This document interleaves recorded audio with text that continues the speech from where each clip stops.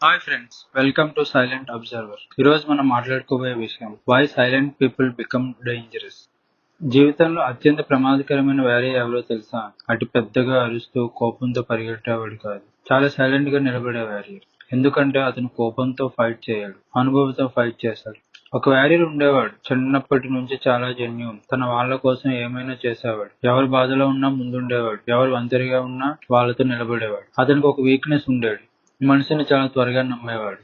కానీ ప్రతి యుద్ధం ఎనిమితోనే జరగదు. కొన్ని యుద్ధాలు మనకు క్లోజెస్ట్ గా ఉన్న వాళ్ళతో కూడా జరుగుతాయి. ఒక రోజు తనతో కలిసి నడిచిన వాళ్ళే తన వెనకాల మాట్లాడుకోవడం మొదలుపెట్టారు. తన లాయల్టీని ప్రశ్నించడం మొదలుపెట్టారు. తన సైలెన్స్ ని ఫియర్ గా అర్థం చేసుకున్నారు. అతను మాత్రం ఏ మాత్రం మాట్లాడలేదు, జస్ట్ సైలెంట్ గా అన్ని చూస్తూ ఉన్నాడు. ఆ రోజు తర్వాత అతను స్లోలీ మారిపోయాడు.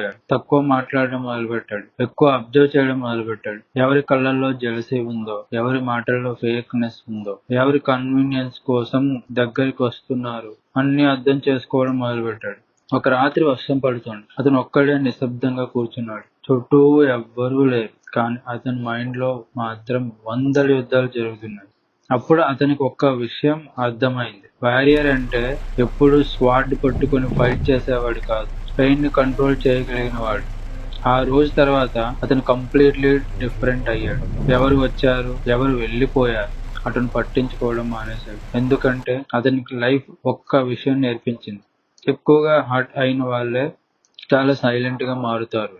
ఇప్పుడు అందరికీ అతను కామ్ గా కనిపిస్తాడు, సడన్ గా కనిపిస్తాడు, కానీ ఎవరికీ తెలియదు ఆ సైలెన్స్ వెనకాల ఎన్నో బిట్రయల్స్ ఉన్నాయని, ఎన్నో బ్రోకెన్ నైట్స్ ఉన్నాయని, ఎన్నో బ్యాటిల్స్ ఉన్నాయని. అందుకే చాలా సైలెంట్ గా ఉండేవాళ్ళని ఎప్పుడు అండర్ ఎస్టిమేట్ చేయకండి. ఎందుకంటే వాళ్ళు అరవకపోవచ్చు, కానీ లైఫ్ వాళ్ళని వేరియర్ లా మార్చేసింది. If you connected with this video, please subscribe to silent observer. See you in next video.